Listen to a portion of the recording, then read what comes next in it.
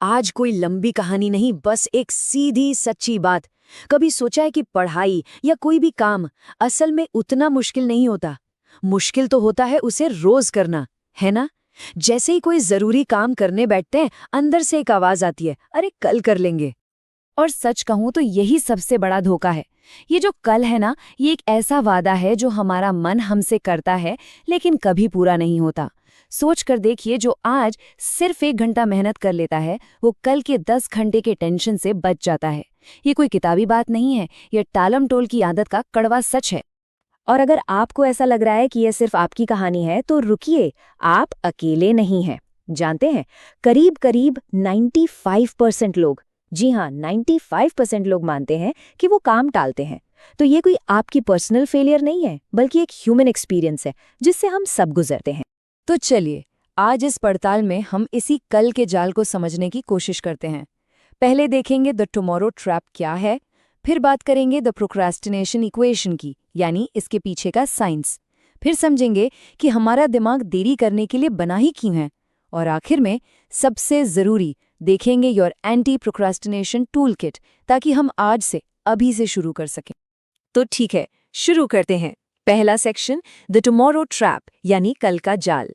चलिए समझते हैं कि आखिर वो क्या है जो हमें आगे बढ़ने से रोकता है। एक्सपर्ट्स इसे एक नाम देते हैं, टुमारो सिंड्रोम। सीधा सा मतलब है वो काम जो आज हो सकते हैं उन्हें कल पर टालने की आदत। और ये होता क्यों है? ज्यादातर इसलिए क्योंकि हम या तो थका हुआ महसूस करते हैं, या काम बहुत बड़ा लगता है, या फिर बस मोटिवेशन ही नहीं होती। अगर थोड़ा और गहराई में जाएं तो इसके पीछे 3 बड़े साइकोलॉजिकल कारण हैं। पहला है ओवरवेल्म, मतलब जब काम एक पहाड़ जैसा लगने लगता है। दूसरा है परफेक्शनिज्म, यानी ये डर कि कहीं काम एकदम परफेक्ट नहीं हुआ तो। और तीसरा, और बहुत दिलचस्प, है गलत गोल चुनना, मतलब वो काम करना जो हमें लगता है कि हमें करना चाहिए, ना कि वो जो हम सच में करना चाहते हैं। तो ये तो हो गए कारण, पर सवाल ये है कि हमारी मोटिवेशन काम कैसे करती है। इसका भी एक साइंस है।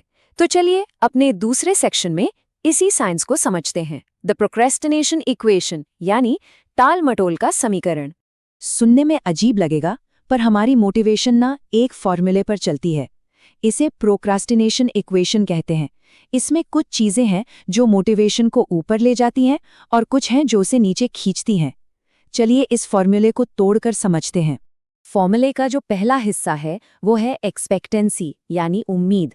इसका मतलब है आपका खुद पर विश्वास कि आप ये काम कर लेंगे। जितनी ज्यादा ये उम्मीद होगी, जाहिर है मोटिवेशन भी उतनी ही ज्यादा होगी। दूसरा हिस्सा है वैल्यू यानी उस काम की अहमियत, मतलब वो काम या उसका नतीजा आपके लिए कितना जरूरी है, कितना मजेदार है। अगर काम की वैल्यू ज्यादा है तो मोटिवेशन अपने आप बढ़ जाएगी। अब आते हैं उन चीजों पर जो मोटिवेशन को घटाती हैं, और इसमें पहला है इम्पल्सिवनेस, मतलब तुरंत मिलने वाले मजे की तरफ खिंच जाना। आप कितनी आसानी से डिस्ट्रैक्ट हो जाते हैं। वही मोबाइल का 10 मिनट का मजा पूरी जिंदगी के सुकून वाली पढ़ाई पर भारी पड़ जाता है ना।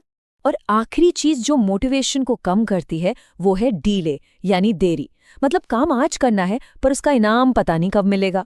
तो इनाम जितना दूर दिखता है ना, हमारी मोटिवेशन उतनी ही कम हो जाती है। तो ये इक्वेशन हमें ये तो बता देता है कि हम काम क्यों टालते हैं, पर ये पूरी लड़ाई ये होती कहाँ है? जवाब है हमारे दिमाग के अंदर। तो चलिए हमारे तीसरे सेक्शन में इसी दिमागी लड़ाई को समझते हैं, वायर्ड टू डिले। सोचिए, एक रथ है जिसे 2 घोड़े खींच रहे हैं और दोनों अलग अलग दिशा में भागना चाहते हैं। एक घोड़ा है जुनून का, दूसरा है तर्क का।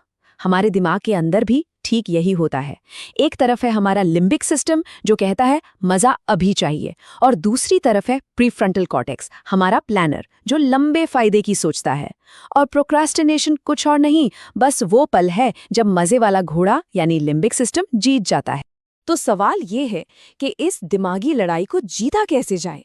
यहीं पर काम आता है हमारा चौथा और सबसे practical section, your anti procrastination tool kit.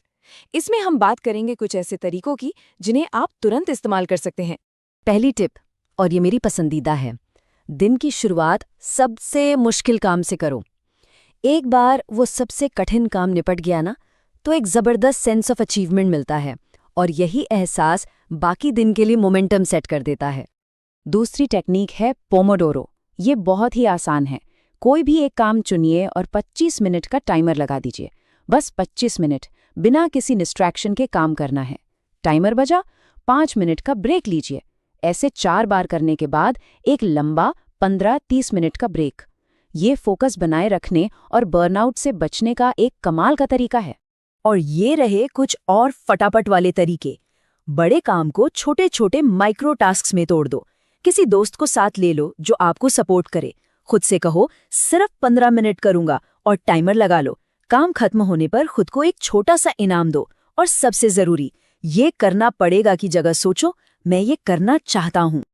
तो अब हम आते हैं सबसे जरूरी हिस्से पर, हमारे आखिरी सेक्शन पर, स्टार्ट स्मॉल स्टार्ट नाउ, यानी इरादे को हकीकत में कैसे बदलें। हम सब उस फीलिंग को जानते हैं, है ना? एग्जाम के दिन या डेडलाइन पर लगता है काश थोड़ा और पढ़ लिया होता, या काश पहले शुरू कर दिया होता। बस इसी काश को आज काम में बदलना है। और एक बात हमेशा याद रखना, आपको टॉपर बनने की जरूरत नहीं है। आपको बस अपने कल से बेहतर बनना है। आज जो ये थकावट लग रही है ना, ये थकावट नहीं है, ये आपके फ्यूचर का इन्वेस्टमेंट है। लक्ष्य परफेक्शन नहीं, बल्कि प्रोग्रेस है। तो मैं इस बातचीत को एक सीधे सवाल पर खत्म करना चाहता हूँ। वो एक छोटा सा काम कौन सा है जिसे आप अगले 15 मिनट में शुरू कर सकते हैं?